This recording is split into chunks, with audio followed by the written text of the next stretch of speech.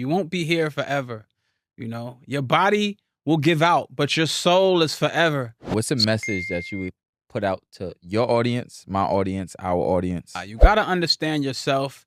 Like, this is the most important. You really have to know that you were created and there's something higher than you. And you really have to get in tune with the Most High. To understand your mission here on this rock, you know? Yeah. Some people think the world is flat. Whatever you think, you know, it's like you're here for a reason. You think the world is flat? You believe in you a flat earther? I question everything. But either way, I question stuff too. So flat, round, whatever I think is round. But whatever it is, when these bodies give out, that's when we're really empowered. And you're gonna be questioned on like, yo, what did you do while you were here? And you want to have big things to say, because that's when life really starts. What's going on, y'all? It's another episode of SpeaksNSip. This is the Fabric of Ambition installment. I have another guest with me today, right? You guys may or may not know him. Rather than being a frontal person behind the scenes of a lot, I have Mr. Kevin Webb today. It's good, Webb bro. CEO, what's going on, brother? How are you? CEO, I'm blessed, man. Just getting through this New York traffic. It's crazy out here. It's no joke, man. Nah, man. All right, so let's start like this, right? Let me ask you some questions. Right? Yeah. So for the people who only know the highlights, right? How would you explain who is Webb? Yo, Webb is a deeply spiritual person on this earth. You know what I'm saying? Here to change lives, you know what I mean? Yes, eventually change the world. That's right. That's right. Facts. That's my mission on earth. So what moment in life made you feel as if you realized you were built for leadership rather than just participating? Well, I say in high school. Okay. In high school, I went to Brooklyn Tech, super good school. Yeah. You know what I mean? It's like college level. Yeah. And like in there I had my own little clique, like, you know, it's like all the degenerates in tech.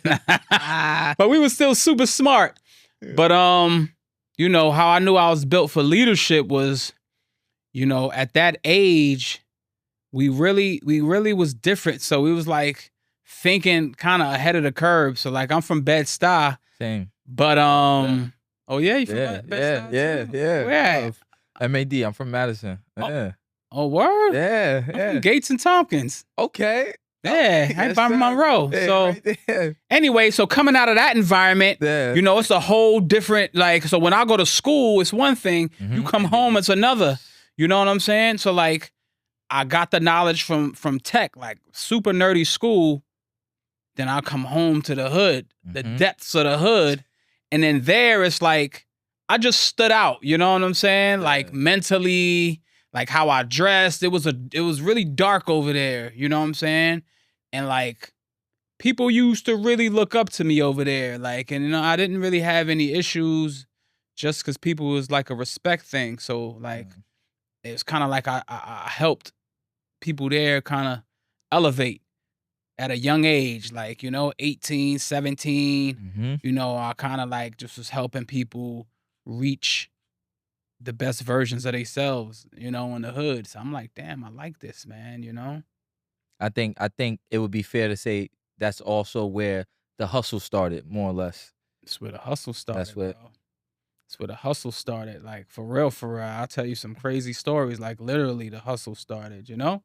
Yeah. Okay. For sure. So now, right, when you first, and we're not talking about just the definition, but when you first used Webb CEO, what does CEO mean to you? I mean, CEO is Chief Executive Officer for sure. You know, it's like super business. Yeah. I've always been about business. Even like you know, you were saying a hustler it's all about business. So like I learned business really just starting from the streets. Like a lot of my friends used to, you know, just be in the streets. They used to sell, you know, different things. And it's a business when you're selling stuff, you know? You're a salesperson and you're running your own business. So like at a young age, I really felt like, yo, I'm a CEO. So like I remember like, yeah, we used to sell all type of stuff, you know what I'm saying? But yo, the difference with me, I used to pray over it. Okay, whatever it was. And they'd be like, yo, you can't pray over that. You praying over this.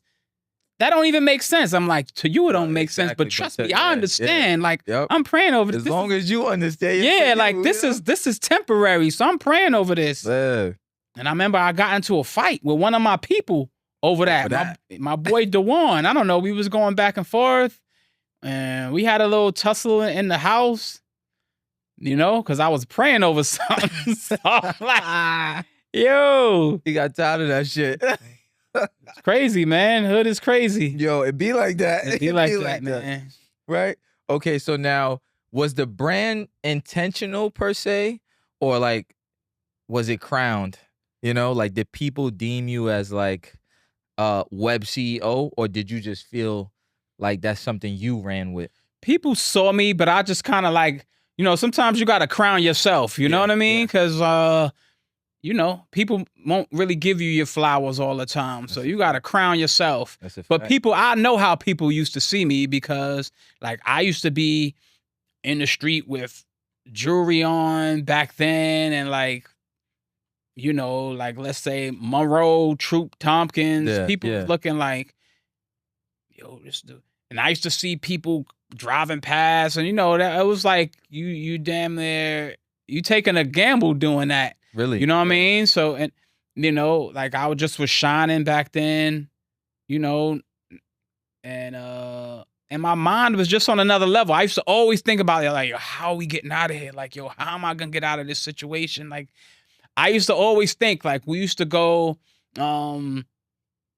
inside of this building, like in the lobby. They used to call it the Taj Mahal. Like, you know, brothers was in there. They used to be smoking, whatever, laughing, having fun, whatever. But I used to be in there like, I gotta really get out of here, man. This is not what I want to do. You always kind of was thinking. I always was thinking that, even though everybody was laughing, joking. I used to laugh and joke too, but in the back of my mind, I'm like, yo, this can't be life. Exactly. How am I gonna get out of this situation? This is not good. Mm-hmm. So, you know, I used to always have like some type of idea, like, you know, different things, you know what I mean? Different, I guess you could say businesses, you know? Yeah. Back then. So now let me ask you then, where did that like derive from? Like, who maybe, was there a sense of like inspiration or somebody that kind of geared you towards like being so driven towards like business, success, even though or success, even though you didn't know that's what it was at the time? That's a great question. You know what it was? At an early age, I started cutting hair. I started cutting hair in my barbershop. On Gates and Troop. Okay. My boy Derek, he was older. He was the OG. He used to have rental cars, exotic cars, and he used to let me cut in his shop. I'd be like, yo, let me hold a car. He used to have, back in the days, Lexuses was popping, GS, SC. He had BMW 730s, S Benzes. And I used to like, yeah, now I'm starting to like, you know, this is where I need to be at. I'm going to be here. So, you know, I used to hang around him a lot. Derek, you know, wherever you at, man, like, yo, hit me up, you know, and like just being in those cars, he used to let me, they were like, yo, take it for a few hours. I used to take it for days, man. He wasn't even stressing me. And that is what really just having that motivation of like, yo, I need this. This is the life I need. And then it's almost like when you're in it, that's part of manifestation. And I didn't even know that then. But when you're living when you're living it, even if it's for a moment, that's the first step of manifestation. You got to have it in your heart. You got to feel it, like visualizing it too. Like you had some people talk about it. You actually got to like live it, whether it was days, hours, minutes. You were able to drive that car or sit in that car, be around those people, or just the idea and visual of success. Hell yeah, man. And we used to drive. We used to go to Jones Beach. This was Greek Fest back in the days. You ever remember Greek Fest? Absolutely, yes. Greek Fest back in the days. We used to drive out to Hampton. Like, I used to get my boys, used to pile up. He had a Land Cruiser. Just getting out of the hood is important, and education is important. Like, you know, that's the first. So I really feel like that's my goal, is to go, not even really to go back. Well, I go back and visit, but to go back, but to bring exactly outside of that, outside of those blocks. Exactly. You know what I'm saying? Because anybody could do it. I understand. It's just You know, like a lot of my friends, maybe their parents it was like on crack or whatever, or they came through bad. Like at least my parents was divorced, but they were, you know, like solid. You know, my mom's was solid, so you know, I was blessed in that respect, in that regard. But just being around good people, man, that really helped me, and getting out of the environment. You know. Okay. So now, right, when it comes to like, what was the first project you felt like you were building something real? My first project. All right. So, I used to throw.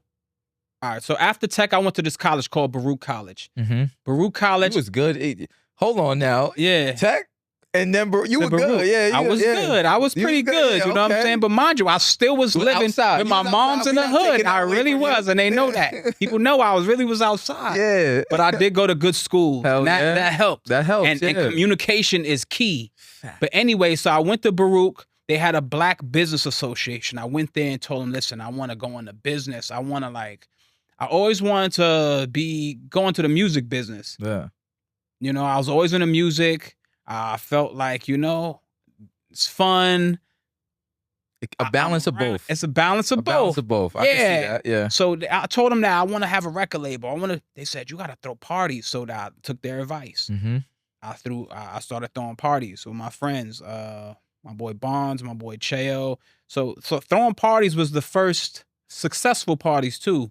Was the first inclination of like, yo, I'm on my way somewhere, you know? These parties are kind of lit. Yeah. I had Clue in my parties. I had to pay them. I had like certain artists there.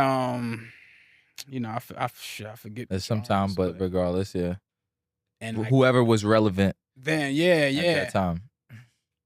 Yeah, I'm really trying to remember the artists because they weren't like top notch. But I'll tell you this: come up. One time I was able to get Jay-Z back then. Okay. And this might show my age, but okay, a little bit. It was like, yo, Jay-Z, who you want, Jay-Z or or Black Moon? Okay. I'm like, shit, I want Black Moon because Jay-Z wasn't popping yet, and my boy is Jay-Z's cousin, my boy Taj. He was like, yo, man, we'll give you Jay-Z for.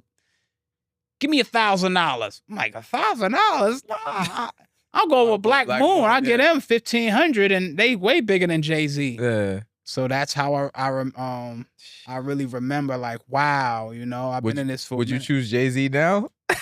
Of course, man. Jay-Z's the ultimate CEO. You know what I mean? Yeah, yo. He's the ultimate CEO. Okay, right. So now, is there, and you don't have to necessarily like put anybody on blast, but did you feel or do you know that like someone who doubted you early on?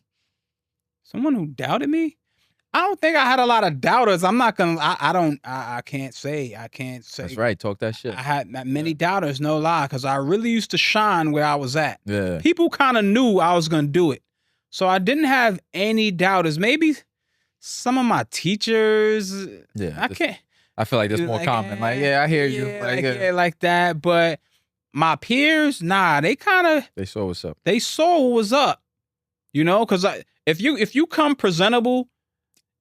And you kind of, you already like looking at you to be a success in something like. That's so true. So that's a part of the quota, requirements. Okay, so what about the opposite? Like, what about the people who believed in you before the results? You had like a core group, or was it just? Do you feel like you were picking up waves of people due to like stuff like the party? I used to be by myself when I couldn't bring my crew. I couldn't bring my people to a lot of stuff because they were very aggressive. Yeah. You know what I'm saying? So I had to kind of like leave them in the hood in a way and separate myself from that whole stuff. Because like if I would bring them, like who knows what would happen? Like it would get ugly. So you were the bridge.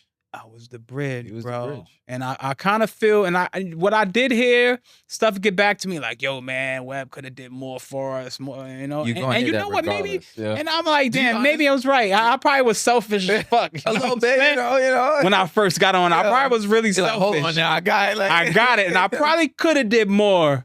You know, I did a lot for my family because I came out of a bad situation, so I was in debt young. Yeah. I had like my mom's was in debt, so it was like I had to take care of family first. Yeah. So, but facts. again, if I had to do it all over again, I probably would have did. I might have bought some dirt bikes or something for the, for the hood. A couple of dirt bikes and let them wild out on the dirt bikes, And they would have been content with that, probably. You know what I'm saying? Content with that, man. They just want to do willies and shit. You know what I'm saying, would have been content, But I did give out sneakers in the hood, and they know me. I popped the trunk and let dudes just dig in the trunk. Grab what you want, and people remember that still. So that was enough. That got me through. So when I see people, they don't have really any hard words for me. Like, they show me love still. Okay. I always show love, So now, right? Especially nowadays, a lot of people chase like followers. I'll use that word, right? You build, right? Or building networks more so, right? What would you view it like? What's the difference to you? Like, how would you define that difference between people who are chasing followers compared to network? I mean, chasing followers, you have to you're it's almost like you're trying to be someone you're not, almost, because you have to please a lot of people when you chase the followers. So you might not be who you really are, but chasing a network, and chasing like what you're really supposed to do, is like you got the blinders on and you don't care what people think. It's just like, yo, this is what I'm doing, like it or not. It's just more real. It's realistic. Yeah. Okay. True to self. What's one conversation that changed everything for you? A conversation that changed everything for me, I would say, would be when I got my first deal, which was with Fab. It was very lucrative, and the conversation was with Def Jam, and it was about money, and it was about terms of his contract. It was about like life-changing stuff. Could you trace back like that? Could you explain that feeling in that moment for you? Like what was racing? I mean, it's close to the lottery. It's close to winning the lottery, for real. Yeah. It's close to winning the lottery, because you're like, yo, I'm gonna be good for the rest of my life off of this. And like, I knew it. That was like that. You broke the door. The door broke open. I'm like, yo, finally, because at that point, I think I moved out, but I was roommates with Fab. Okay. So I moved out of my mom's house, and I was staying with Fab because let's say Clue signed Fab first, but he didn't have backing yet. Okay. He just signed them out of his own pockets, and he put us up in. I'm like, yo, we gotta get Fab out of the projects. But really, I'm like, yo, man, you getting me out of my situation too. At the same time. Yeah, like, I'm not from the projects, but I'm from across the street from the projects. And also in Brooklyn, people gotta understand, like, the way the layout is set up, like, you have, because where I was at is the same thing. So on Madison, right? So if you're familiar or recall Marcy and Nostrand. Yeah, that's wicked. You understand? You understand? All right. So you do have homes. You have homes. But like, right there, it's like the next spot or the park that you go to, the people from the projects are there. You know what I'm saying? So you kind of living in that. But it makes you so strong, because it gives you both. It gives you the balance of both. And that's key. Yes. And that's why we have to, like, when we unite, because there's a bunch of brothers like us. That are, because some people are too far gone. They're like, I won't say bourgeoisie, but like, you got to understand the struggle somewhat. Yes. Yeah. Because when I see the hood, like, I get it. You got to reflect on it, seriously. I could relate. Mm-hmm. But then you have to be a level of intelligence, a level of communication. Like, you have to be able to communicate with all types of people. Mm-hmm. And then seriously, different rooms, they'll respect you, and then that's what it's all about. Facts, bro. Okay. All right. So I guess let's take a quick moment just for people who because we're really like kind of laying out the foundation right now is how I would see it. For the people who don't know or want to hear highlights, right? Who are some of the people that you've worked with? Man, I really worked with so many people. Starting with Fabulous, then through Fabulous, like, I've worked with Pharrell, I've worked with Jay-Z, I've worked with Timbaland, worked with so many people. You're working for real. Buster, and like, because through Fab got so big in that era, we just was working with everybody. So I had a relationship with everybody. Like, you know, like, but Jay-Z was a high point because, you know, we looked up to Jay-Z because it was like he was the next one after Big. Mm-hmm. Biggie, Notorious was the man. He died, and then like Jay-Z filled the shoes and just catapulted. Yep. So when like we was working with Jay, it was like, yo, we worked with Lil Wayne. And that was like, you were at a time, at least from what I can remember, it was like a sweet spot because everyone was kind of on the rise simultaneously. Yeah, exactly. Good point. Everybody was at the rise simultaneously. It wasn't as many famous people. It wasn't like now. It's like it wasn't so many rappers. Yeah. Now it's a plethora, you know. It's a whole pool of artists, which is dope too, I guess. But then it was more special, you know. Let me ask you something real quick. Then, do you feel like, because technically your networking is the same, you have the same structure. Mm-hmm. Is it easier or harder for you because of the plethora of more? Oh, it's easier. It's way easier now, just because of my past. You know, and like. The younger generation is already standing for so they respect me. They see what's going like, he knows the stuff. He been doing it. It's like, you know, you getting a great coach on your team. Yeah. Okay, so let me ask you this from your business aspect now, right? So now Webb has now developed in a position that you are now, right? When you walk into a room, what do you, maybe it's the wrong term, but what are you actually hunting for? What are you looking for? When I walk into a room full of artists, or just a room in general? Let's say general. Just a room in general? Yeah. I mean, in a room in general. I feel like sorry to cut you off. I feel like the business mindset doesn't change for people in your position. Yeah, that's true, man. Very true. So if I walk in a room in general, I'm trying to think like, how can I what can I get out of this room? Who's in here? Yes. Like, who do I need to meet? It's a networking situation. Who do I know in this room? Mm-hmm. Does anybody know me? Mm-hmm. Like, you know, what can I achieve out of being in this room? Like, can I leverage it in any type of way? You know what I'm saying? Yeah. So definitely the business mind is always rolling and moving for sure. You know? Okay, yeah. So now, room full of artists.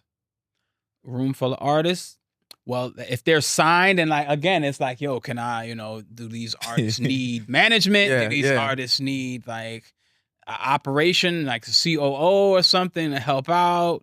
You know, how can I, especially these new artists, because I like going from Fab to like A Boogie to like, you know, Cash Cobain is the new guy. And it's like you're kind of spanning all waves, like generations, but I'm still in it. It's a beautiful thing, you know. It's like the coach can last. You kind of building like a legacy here. Not gonna lie. God willing, you know. Because think about the eras that you're saying. Think about the year, and we're talking about on the come up. Fab, just based off the three people you name, A Boogie, right? And now you have Cash. It's such a blessing. You really look at it. We're in 2025. What you just said is dating back 25 years. Like, you know what I'm saying? It's such a blessing because now it's like A Boogie is almost old, not old school, but he's I don't know what you call it, but he's not new school. Exactly. He's been out since what, 2016? It's damn near 10 years. That's what I'm saying, 10 years. You know? And then you had another 10 before that with Fab. Just knowing him, being around, and facts, so it's like a beautiful thing. I mean, you know, it's a commonality. Is that a word? Commonality. Well, you made it a word. You made it a word. Between all of them, you know what I mean? Yeah. That's dope. Like, you see these dudes that's coming up out of a similar situation, you know? Yeah, yeah. Probably poverty, the hood, whatever you call it, and now these dudes is millionaires. So, like, you know, even working with Cash, like, I don't manage him, but I just work with him and his team, and it's like, I love it.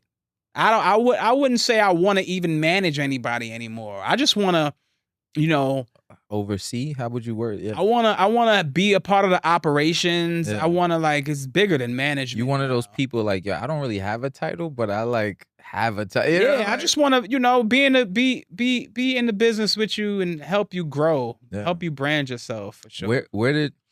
So what you saying, that I think that requires a lot of like selflessness.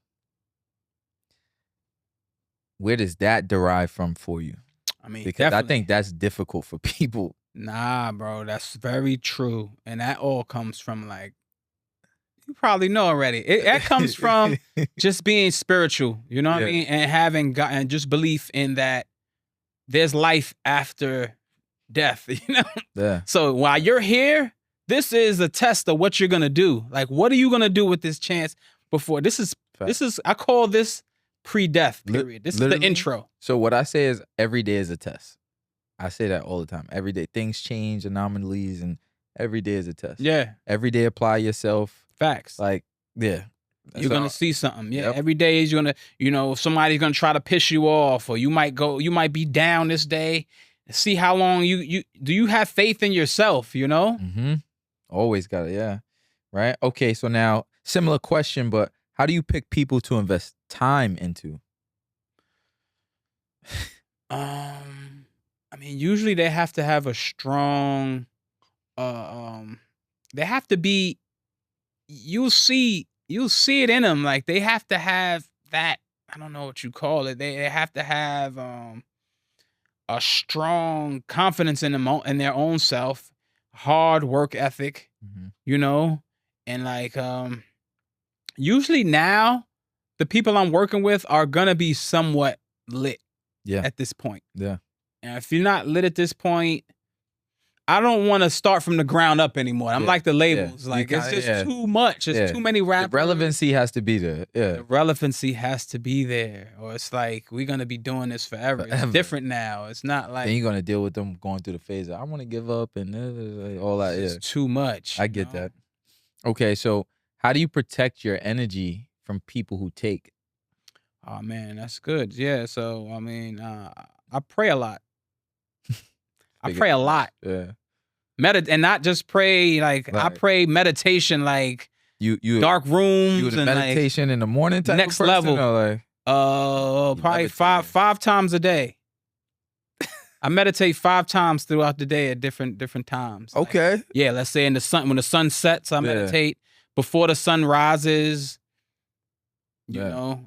You got like alarms for that? Yeah. I got alarms for it. It goes off.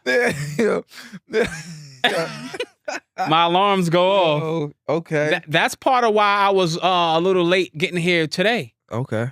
Cause this is important. Shout out to you for even saying that on camera. Fact.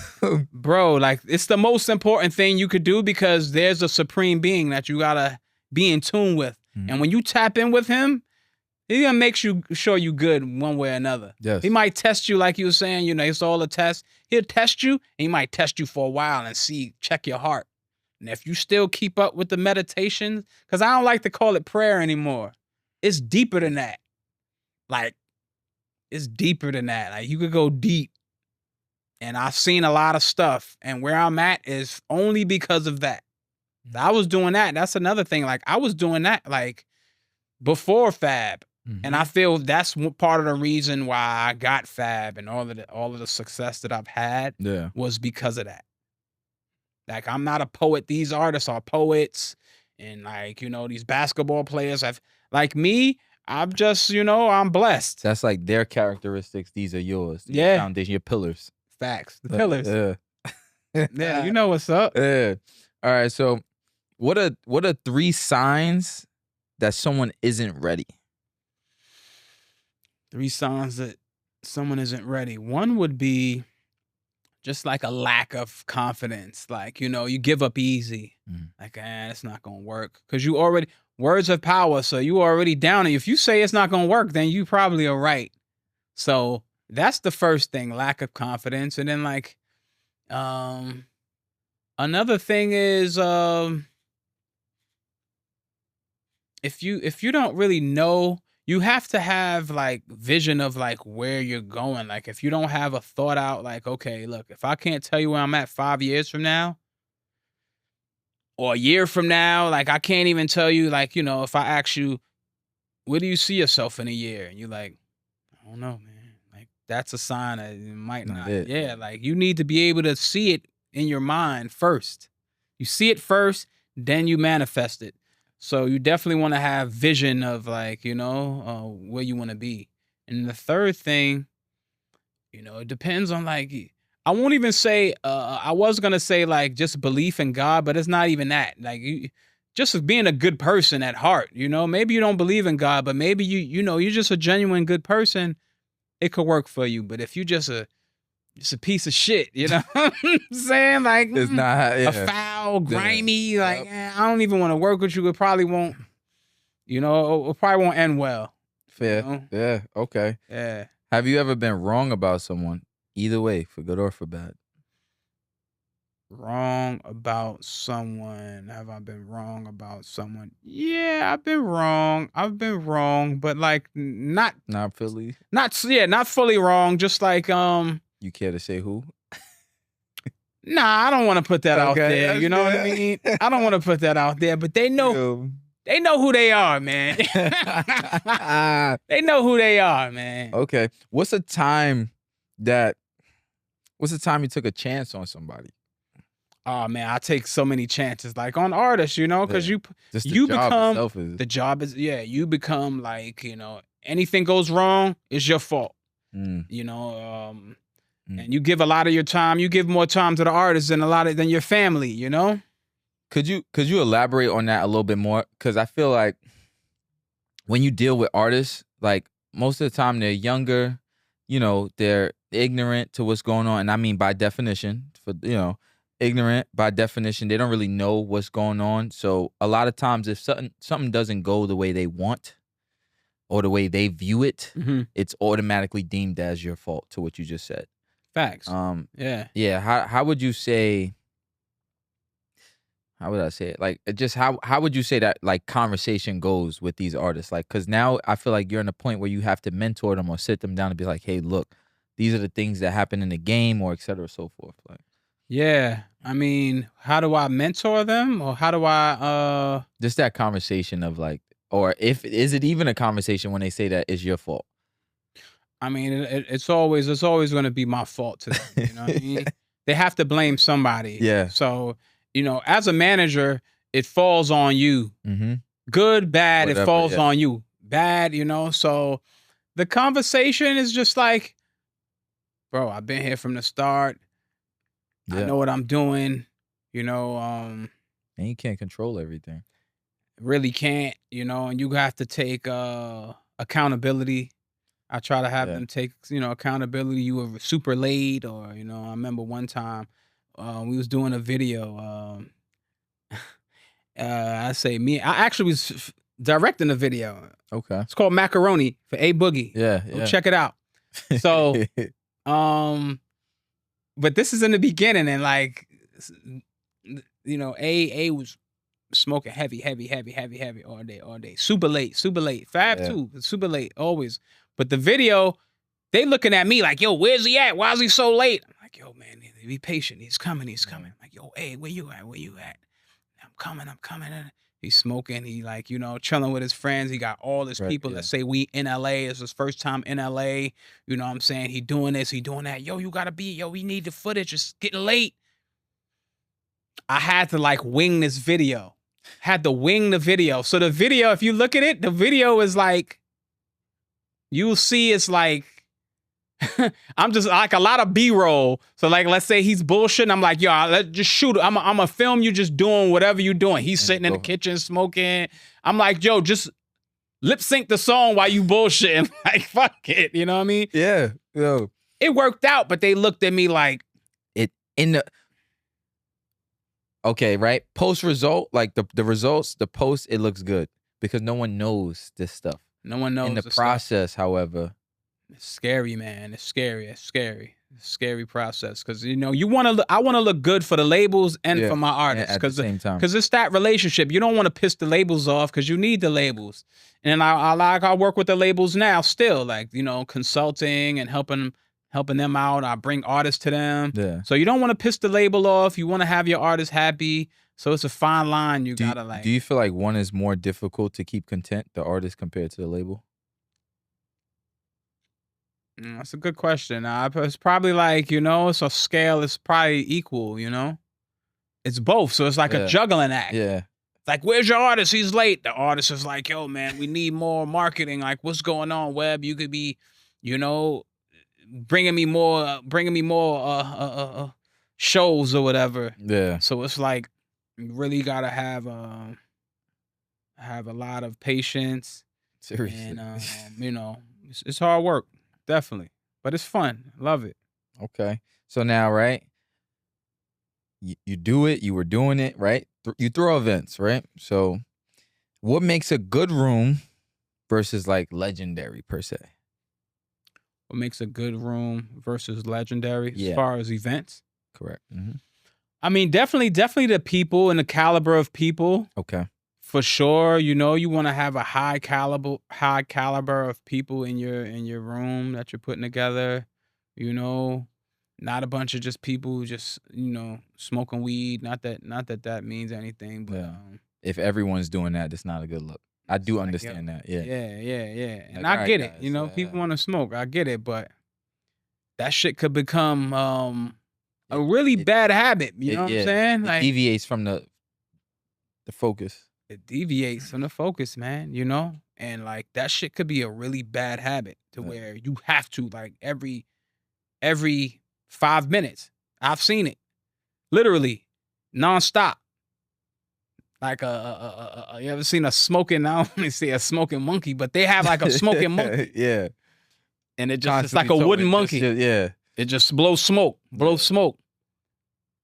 As you get older, you see, you know what I mean? When I was younger, whatever. But as you get older, it's like, you wanna, man, fuck it, take an edible or something, you know what I mean? Yeah, like, just chill out. Yeah, just chill out with the smoking. You're gonna ruin your lungs, man. But yeah, the caliber of people, you wanna have intelligence, you wanna have, bright, smart, like-minded people that are about, righteousness and changing, being the best version of themselves, Word. Okay, so what's a detail most people overlook when curating experiences? A detail that people overlook when curating experiences. Let's see. What's a detail that people overlook when curating experiences? I mean, something's always gonna slip through the cracks. It's always some miscellaneous thing that could go wrong. So let's see. One thing that people overlook. It's a real good question. What are some? See, I can't prepare. You can't prepare. That's a hell of a question. You really gotta make me think. It's making me think on that one. I'd say,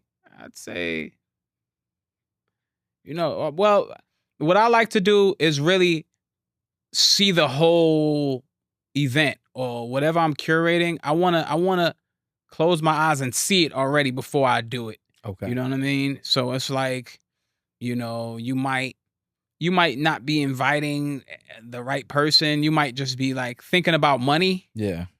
Rather than experience. So that's something that happens a lot, is like, you're trying to get the money, and then like the event is just like, it's not what you want. It's just like, is not there. Yeah, it's like money could be present. Money could be present, but it's just it's just like, you might have a situation inside that might be, it might get ugly in there, So it's like chasing the money. A lot of people chase the money rather than chase the experience. It's bad. And now that I'm in a good space, because I used to chase the money when I was younger. Yeah, and I think that's fair to say. Yeah. It's only right, Real shit. You got it. Money is important. Yeah. But if you chase the experience and just money will come. Yeah. Money will come. So I think as you, whether it's not just failure, but in my opinion, like whether it's failures, experiences, generally speaking, or just like meeting relationships and meeting new people, I think that is what helps you understand it more, that it's about the experiences compared to the money. For sure. That's very true. So, Absolutely. Okay. A lot of power is kind of in your hands, right? When in your position, right? And you're around a lot of people all the time. So how do you decide who gets in the room? Yeah. Again, they gotta really be a good person, and they gotta bring something to the table now. Like back when I was younger, it was like people like, yo, like, where you at? Let me in. Like, you over there? Like, yeah. I know. And you feel obligated, almost like, all right, I'm here. And you know everybody. Like, oh God, they calling your phone off the hook. I probably got somebody calling my phone right now trying to. trying to get in here. Yeah, actually, like for real. Yo. But it's like you want someone who's bringing value to the table, that's going to be around you, that's going to be in a situation. Like, you don't want somebody with the bad energy. Or even if the energy isn't bad, it's like, what are you contributing? You're just taking up air. You're taking up my airspace. You know what I mean? Yeah. And you learn that as you get older. If I would have followed that at a younger age, and who knows? I'd probably be like Elon Musk right now. You know what I'm saying? But I still got a chance to be like Elon Musk. You're doing, and also like there's progression. So that's another thing. You got. So I usually ask this for people too. I'll take this time to ask this, right? Have you ever given yourself the moment, like to breathe and give yourself the pat on the back for the amount of work that you put in? Yeah, for sure. I pat myself on the back a lot, man. It's the first time I got that response. Yeah, I pat myself on the back. Good shit, yo. But I asked that because I feel like people, especially in New York City, people just go. Bro, they go. They just go. See, there's somebody trying to get in here right now, bro. But I actually, hold on, I gotta end. Hey, this is real live time. This is live right now. Hey, we live. We live. What's going on? You trying to get in the room? You trying to get in the room? Yeah. Yo, you on the 15th floor? Could you let her in? Somebody let her in? Please? Yeah, please. You gotta get her in the room. Yeah. She's bringing something to the table though. But yeah, man. Facts. What was the question? Just a pat on the back. You say you do it, and like I said, this is the first time I'm hearing it because and that's what I say all the time. That's why I asked the question, because even when people sit down in moments like that where it's like just media, marketing, self, your brand and what you're doing, like that's a moment where you kind of giving yourself a pat on the back. Like the fact that you even have something to talk about. Like the value. Bro, that's so true. There's a lot of people out there still trying to figure it out. That's so true. They trying to figure it out. And if like you don't do it, if you don't pat yourself on the back, who's gonna do it? New York is fast paced, man. Or like you said in the beginning, like with the flowers given, like you kind of also got to do that for self. Got to do that for Real self. Shit. Bro. Let people see it, and you don't got to force it, but over time it'll happen. So now, right, let's pivot real quick. What's the best networking move you've ever seen someone pull off? The best networking move I've seen someone else pull off? Yep. That's networking. You don't even have to say who, but yeah. Jay-Z did some stuff. Like, I don't know, people call it underhanded, but like it might have been probably a smart business move, you know. I don't know, He pulled off some stuff like selling Rockefeller and then getting it back. For sure. That's a great example. Yeah. That was monster right there. That's a great example. And it's like, it's almost like for sure premeditated. Like, for sure. Absolutely. Like you knew exactly, like to even think that far ahead. I don't know how many steps we'll say, but I'll say between 20 to 50 range.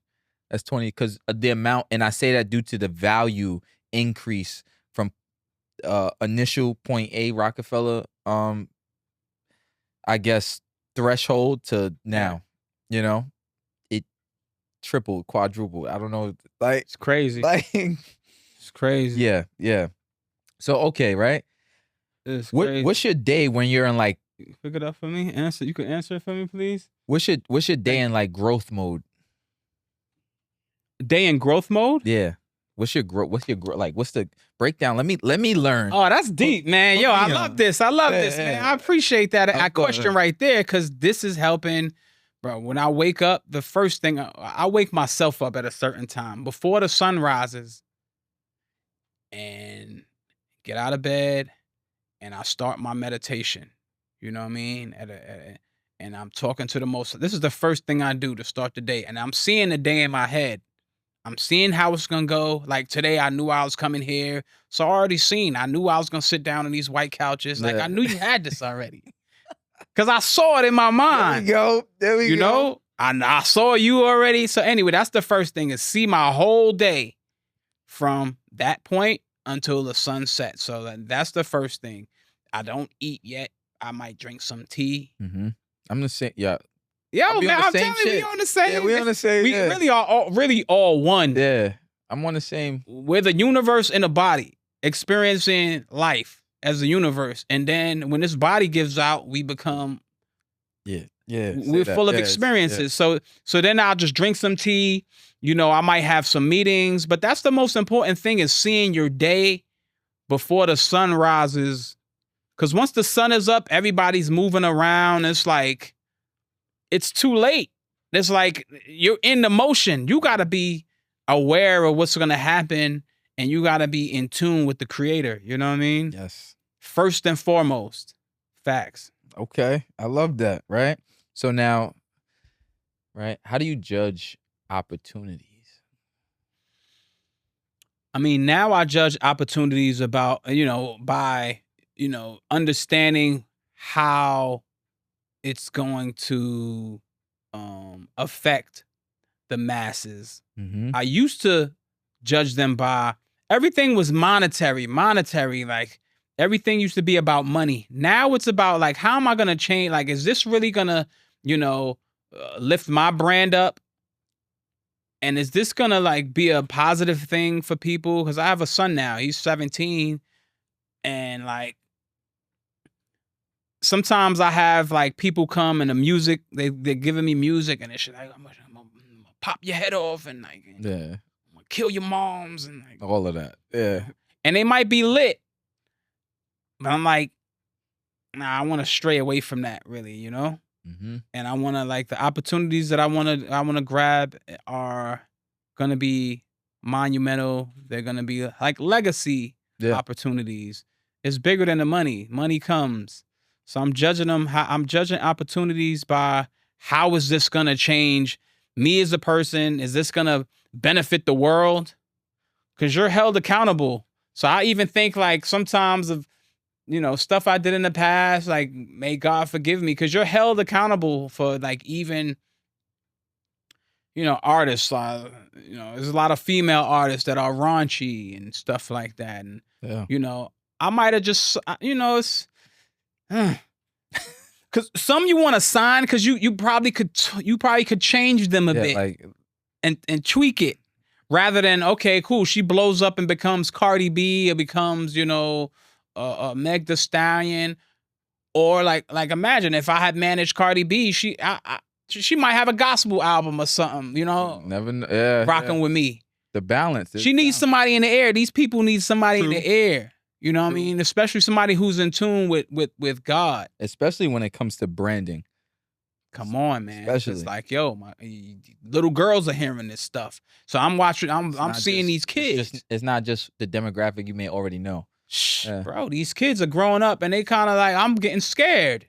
Mm-hmm. I'm seeing 8-year-old, 9-year-old, 10-year-olds kids. They live in the hip hop. And it's like, how are these kids gonna, it has to be a change. Something has to change, at some point, or be changed. You either change yourself or something changes you. To it, or you fall to Word. Real shit. Okay, so now what would you say is your framework for brand building? You don't got to give your whole blueprint.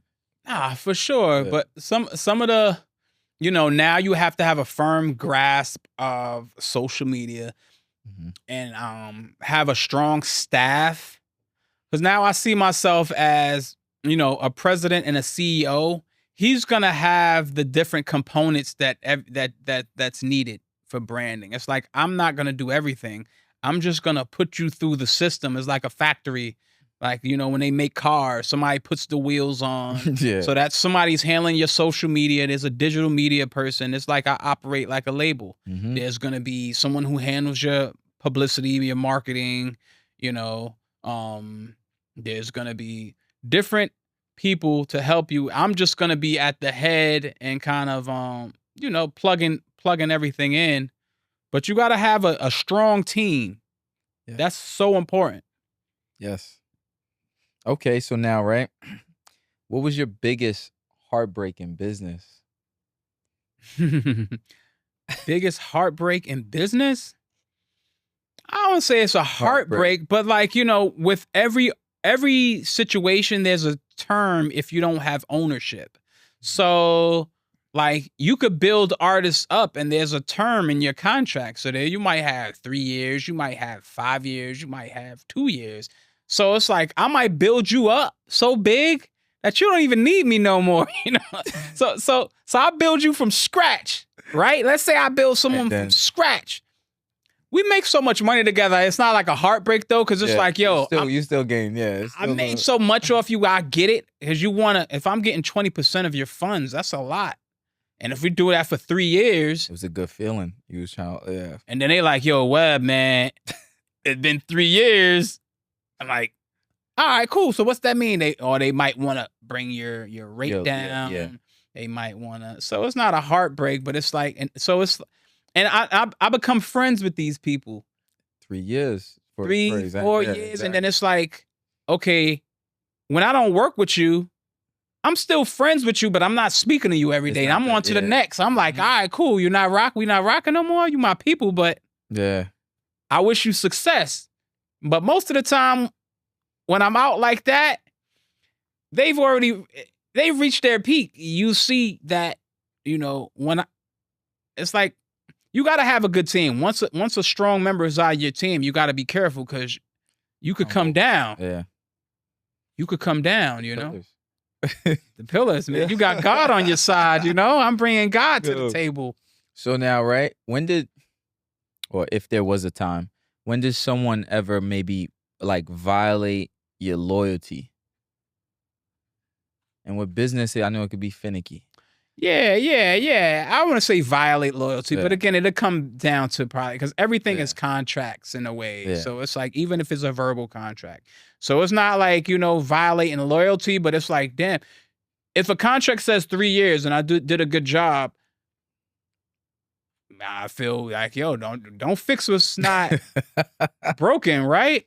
If it's not broken, don't fix it. So it's like, so I might feel like, damn, it's over because of the contract. Cool. Let's see how it goes. You know, maybe you'll go up, but I doubt it. I doubt it. Yeah. And I mean, so okay, right? So now, right? Do you feel as if you've ever been too generous? I might feel that way, but you know, people call me. Yeah. I might feel that way, but that's looking from the inside out. But I you know, I give people my all, especially in business and artists. So when I manage people, I'm listening right now. When I manage people, I give them a lot, man. Like, you got to answer your phone at all times. Because if you're not answering your phone and you managing a multi-million-dollar act, it's like, what the fuck? You fucked up. Yeah, bro. It could be 3 a.m. I could be with my son at his fucking graduation. I could be at a funeral. You got to pick your phone up. At least call back immediately. So it's like you're giving up a lot of your time and you're giving them that's your life. It's like they become more important than a lot of your family in a way. Because if you always got to answer to this person when they're calling you, that's why, like, in a way, I'm kind of done with that management stuff. It's bigger than that now, you know? Now it's about film and television with me. Which I seen you pivot. Yeah. Right? Okay. So now, I guess it goes into this. What's the next level for Webb? Is that the television and film? That's it, man. It's like leveraging my network that I've made through music into now everything is going into digital television and, you know, it's going into influencers and actors. And like, I even been in a couple movies now. So, you know, I'm on Tubi right now. Now I'll be on Netflix soon. Netflix. Okay, so let's take a moment real quick. This is a moment on a show that I like to call a speak up, right? So in reference to everything that you do, everything we discussed, right? What's a message that you would put out to your audience, my audience, our audience? What would that be? Oh, man, you really have to get in tune with the Most High. You got to understand yourself. Like, this is the most important. You really have to know that you were created and there's something higher than you, and you won't be here forever. You know, your body will give out, but your soul is forever. So you have to understand your mission here on this rock, you know? Yeah. Some people think the world is flat. Whatever you think, it's like you're here for a reason. You think the world is flat? You believe you a flat earther? I question everything. That's what I'll be thinking. Like, I think flat earthers, they just kind of messing around. They might not even believe it, but it's like, yo. Yeah. But I guess they stand on it. I don't know. But either way, I question stuff too. So flat, round, whatever, I think is round. But whatever it is, when these bodies give out, that's when we're really empowered. And you're gonna be questioned on like, yo, what did you do while you were here? And you want to have big things to say, because that's when life really starts, is when you leave here, Yeah, for sure. Okay, so now, right, before we conclude, for Webb, what's coming up? What's going on? I see you said TV and film, right? Yeah. Is there any project coming out maybe that you want to announce? Is there anybody maybe that you'll be working with? Any project, anything that's going on? Oh yeah, for sure, man, for sure. So I have a whole digital network. Like we coming after Netflix. It's called Takeover TV. Yes. Takeover TV. So we coming after all of these digital networks like Hulu and Zeus. All of it. Yeah. So it's Takeover TV. It's out right now. It's on Roku. You could download it. It's on your iPhone. You could download it. Yeah. Just type in Takeover TV. I have movies with one with Randy's comedy. I have a movie right now on Tubi that I produced. It's called Girl in a Closet. Okay. So I produced that. That'll be going on my network soon. I have new artists. I have a new artist, Milan Rose. Okay. I have Skoont. I'm gonna be working with Slizzy ENT. Okay. Helping build that label out. We working. Working heavy, man. Working heavy. The transition to the TV and film, what's your sentiment towards that? Do you feel any big difference from how I was dealing with like artists? Yeah. Now, because now you don't have to micromanage these artists' lives. It's like now, you're dealing with something that's automated. Like it's such a relief. You don't have to answer your phone all the time. Like I could live my life more. I could go on vacation, to Cabo, and and chill and hang out. My network is going to be working on its own. It's like self-automated. So it's such a big difference. And I could put these artists on the TV. So it's like 1 + 1, really. Okay. Last 3 questions I got for you. Who is, or how would you view, the standard question is 10 years from now, how do you view yourself, right? How do you view yourself now? 10 years from now? How do you view yourself now? How do I view myself now? Well, now I view myself as someone who has made an impact and brought very, very iconic artists into hip hop that changed the, vibration of hip hop. And, someone who is raising a son. I want to have more kids.